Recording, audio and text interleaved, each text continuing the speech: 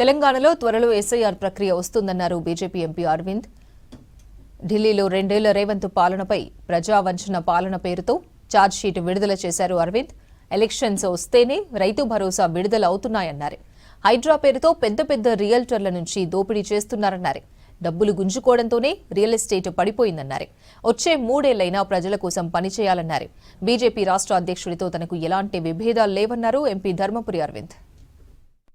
రేవంత్కి, ఆయన బంధువులందరికీ, ఆయన క్యాబినెట్ కొలీగ్స్ అందరికీ, క్యాబినెట్లో ఉన్న మంత్రుల బంధువులందరికీ అందరికీ కంగ్రాచులేషన్స్.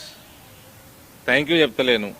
ఈ 2 ఏళ్ళు మంచిగా సంపాదించుకున్నారు, మంచిగా కమిషన్లు తీసుకున్నారు. సిస్టమేటిక్ ఉంటుంది కమిషన్. టోకెన్ నెంబర్ తీస్తారు, టోకెన్ నెంబర్ తీసి బాజాబ్తా చెప్తారు. ఇగో నీకు 8%, ఈ డిపార్ట్మెంట్లో 9%, కొన్ని డిపార్ట్మెంట్లలో 20%, పాత బిల్లులు ఉంటే 30%, విత్ బాజాబ్తా టోకెన్ రావాలి, పైసలు తీసుకుపోవాలి, చెక్కులు తెచ్చుకోవాలి. మొత్తం చాలా ట్రాన్స్పరెంట్గా నడుస్తున్నది కరప్షన్.